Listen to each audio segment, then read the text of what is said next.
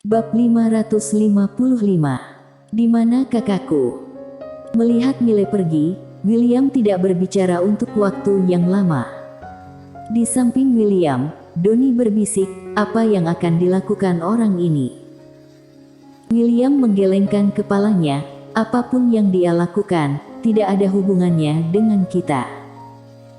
Dan pada saat ini, Deska tiba-tiba datang dengan tergesa-gesa. Lindsay, gadis itu hilang. Mendengar ini, ekspresi William dan Donnie tiba-tiba berubah. Lindsay saat ini lebih berharga dari sebelumnya, karena guru leluhur sekte pedang membuka blokir tubuh Lindsay. Lindsay yang sekarang bisa mencapai alam Taoisme paling lama dalam waktu setengah tahun. Terlebih lagi, pertumbuhan Lindsay tidak ada batasan.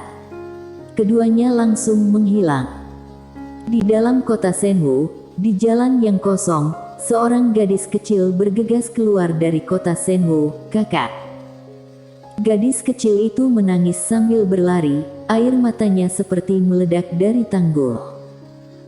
Segera, gadis kecil itu bergegas ke gerbang kota Senwu. Dia berteriak keluar kota, "Kakak." Tidak ada yang merespon. Pada saat ini, William muncul di depan Lindsay. Lindsay memandang William dengan sedikit sedih. "Kakekku, di mana kakakku?" William berkata dengan nada lembut, "Dia sudah pergi." Lindsay berjongkok di tanah, memegangi wajahnya dengan tangannya, menangis dengan getir. Dia tidak menginginkanku lagi." Pada saat ini, dia sama sekali tidak terlihat seperti master yang telah mencapai alam keberuntungan. Pada saat ini, dia adalah seorang gadis kecil yang panik karena kehilangan kakaknya. William berjongkok di depan Lindsay dan berkata dengan nada lembut, "Gadis, dia bukan tidak menginginkanmu. Dia pergi karena ingin melindungimu, kamu mengerti?" Lindsay menggelengkan kepalanya, air matanya tidak bisa berhenti mengalir. "Aku tidak mengerti, aku hanya ingin mengikutinya, aku hanya ingin mengikutinya." Setelah mengatakan itu, dia tiba-tiba bangkit dan bergegas keluar. "Kak." William buru-buru menghentikan Lindsay. "Gadis, apa kamu tahu, kamu adalah kelemahan terbesar dalam hidupnya." Lindsay menatap William, air mata seolah tidak habis, terus mengalir tanpa henti. William berkata dengan sungguh-sungguh, "Kakakmu, dia sangat kuat, tetapi dia memiliki kelemahan. Kelemahan terbesarnya adalah kamu. Sekte pedang tidak bisa mengalahkannya, klan keluarga Tang juga tidak bisa mengalahkannya, tetapi kamu bisa mengalahkannya, dan kamu bisa mengalahkannya dengan sangat mudah, kamu mengerti?" Lindsay mengepalkan tinjunya erat-erat dan tidak berbicara. William berkata lagi, "Kamu adalah kelemahan terbesarnya. Jika kamu ditangkap oleh klan keluarga Tang, apa yang akan dia lakukan? Dan jika kamu mengikutinya, kamu yang sekarang bisa membantunya. Gadis, kamu yang sekarang harus berkultivasi dengan baik, harus cukup kuat, baru tidak menyusahkannya, atau bahkan bisa melindunginya, mengerti?" Lindsay mengepalkan tangannya erat-erat, dia tidak berbicara, hanya menangis, terus menangis. William berkata dengan nada lembut, "Kamu kuat, kamu aman, tidak ada yang bisa mengancam kakakmu, kamu mengerti?" Lindsay menyeka air mata di wajahnya, dia melihat sekeliling. "Kakak, aku akan berlatih dengan giat. Tapi, kamu harus berjanji padaku, tidak boleh terjadi sesuatu, kamu harus datang mencariku, harus."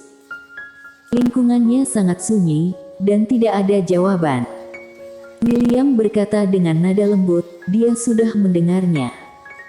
Lindsay melihat sekeliling dengan tatapan kosong dan berkata dengan suara gemetar, "Kakak, keluar dan lihat aku sebentar. Hanya sebentar saja, aku janji tidak mengganggumu. Aku janji untuk kembali berlatih dengan giat, keluar dan lihat aku sebentar." Namun, tetap tidak ada tanggapan. Lindsay menangis lebih keras. William tampak agak rumit. Dia tahu, Mile dan adik ini telah saling bergantung sejak kecil dan memiliki hubungan yang mendalam, tetapi dia tidak menyangka bahwa hubungan saudara ini akan begitu dalam. Lindsay menyeka air mata dari wajahnya. Dia meraih tangan William. "Kakekku, ayo kita pergi." William mengangguk, lalu menarik Lindsay menuju kota Senwu. Saat berjalan ke depan pintu, Lindsay tiba-tiba berhenti. Dia berbalik dan tiba-tiba berteriak, "Kakak, jika kamu mati, aku pasti tidak akan hidup." Setelah selesai bicara, dia berbalik dan berlari menuju kota Senwu. Di gerbang kota, William menoleh, melirik ke suatu tempat, lalu dia berbalik dan pergi. Di luar kota Senwu, Mile tiba-tiba muncul. Dia melihat ke dalam kota Senwu, wajahnya tenang, tetapi ada 2 garis air mata di pipinya. Setelah beberapa saat, Mile berbisik, "Gadis, kakak akan hidup dengan baik." Setelah mengatakan itu, dia berbalik dan pergi. Setelah beberapa saat, Mile datang ke pegunungan. Di depan kolam air, nona pertama keluarga Tang yang duduk bersila di tanah, tiba-tiba membuka matanya. Dia melihat ke sisi yang berlawanan tidak jauh, ada seseorang yang berdiri di sana. Semua master klan keluarga Tang di lapangan memandang Mile, dan Mile tersenyum sedikit. "Nona pertama Tang, aku di sini untuk memberitahumu sesuatu." Nona pertama Tang tersenyum dan berkata, "Ada apa?" Mile tersenyum sedikit, di antara alisnya, sebuah menara ilusi kecil tiba-tiba muncul.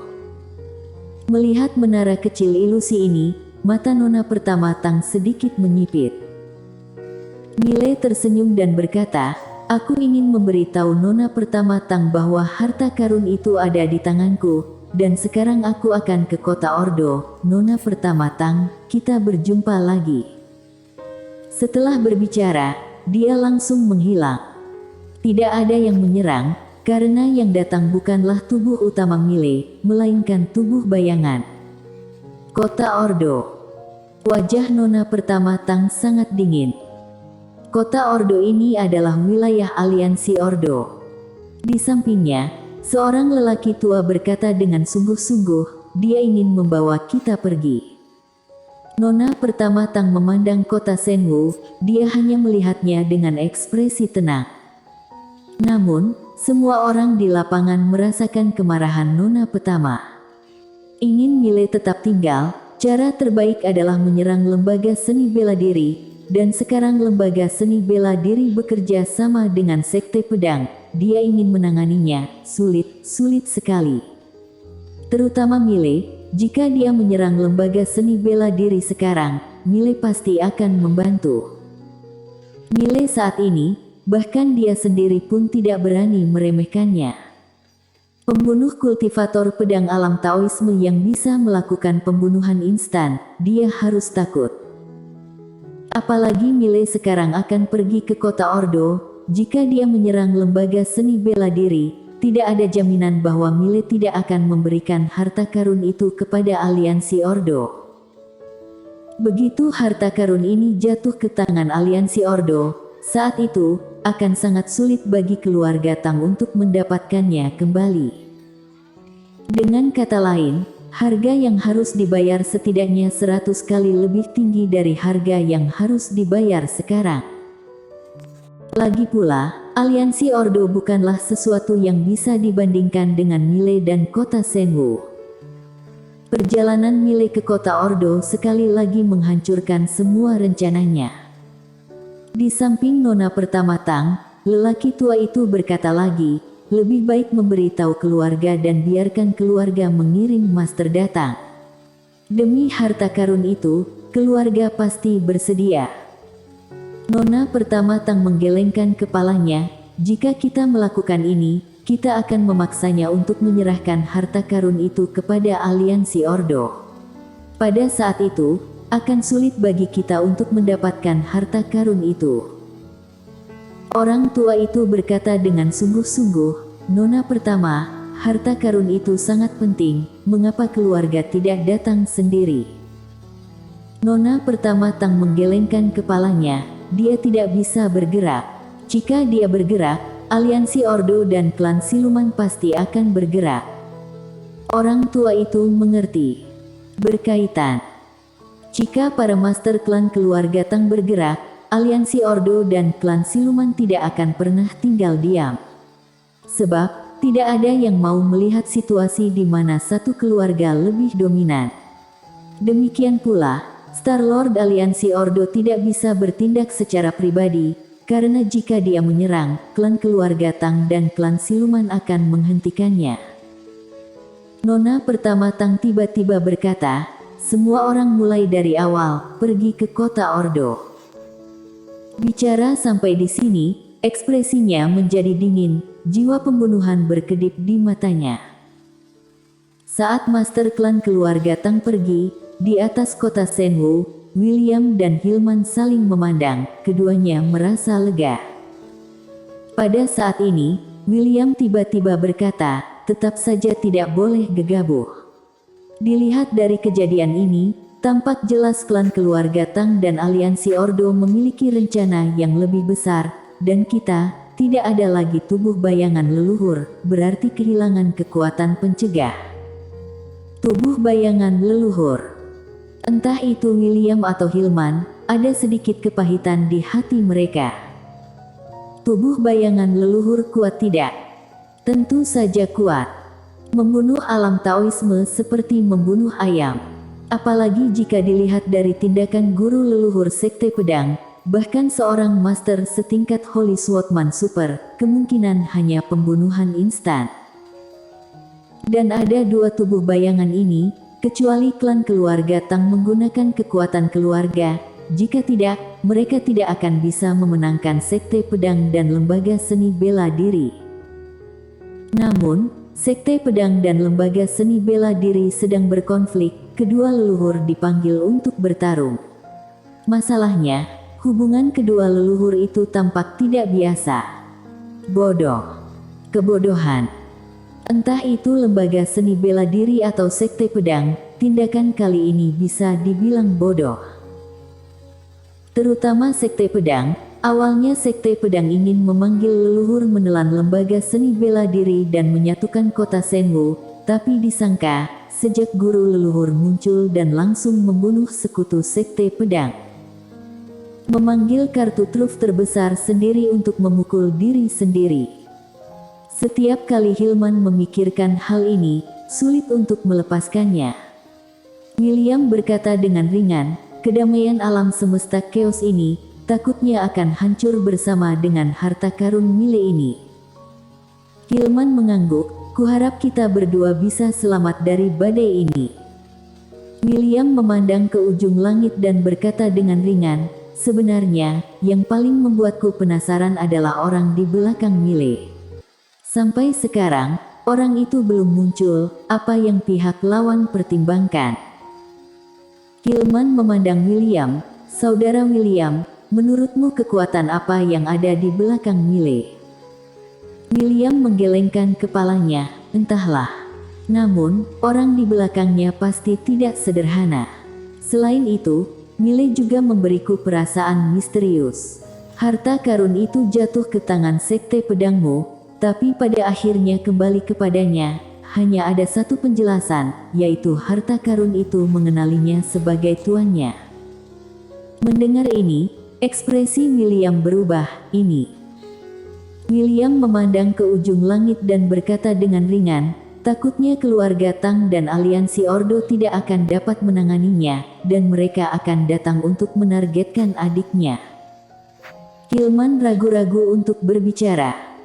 William juga tidak bertanya, karena dia tahu apa yang ingin dikatakan Hillman. Namun, Lembaga Seni Bela Diri tidak akan menyerah pada Ladia dan Lindsay dan lainnya. Karena Ladia telah mendapatkan warisan dari guru leluhur Lembaga Seni Bela Diri, segel Lindsay juga telah dibuka oleh guru leluhur Sekte Pedang. Keduanya, jika diberikan waktu, pasti akan mengejutkan langit dan dunia. Hillman menghela napas pelan, klan keluarga Tang, klan siluman, aliansi Ordo, mereka semua mulai mengawasi situasi Mile ini. William berkata dengan ringan, lihat perubahannya sendiri. Di langit berbintang yang tak berujung, sebuah pedang melesat cepat. Kecepatan pedang itu sangat cepat. Entah berapa lama waktu yang dibutuhkan untuk mengayun sepanjang jalan. Akhirnya, sampai di sebuah pulau kecil. Di tengah pulau, ada seorang wanita dengan gaun polos. Dia sedang bermain catur. Wanita bergaun polos mengangkat sebuah bidak putih dan menjatuhkannya. Tak lama kemudian sebuah bidak hitam dengan tenang jatuh di atas papan catur. Saat bidak hitam jatuh, kalah menang langsung terlihat jelas di papan catur. Wanita bergaun polos diam. Pada saat ini, bidak catur di papan catur tiba-tiba menghilang. Sebaris kata muncul di sana, hukum perkembangan antara langit dan bumi total ada 50, dan evolusi takdir hanya 49, dan kekurangan satu itu adalah rahasia langit. Bersambung.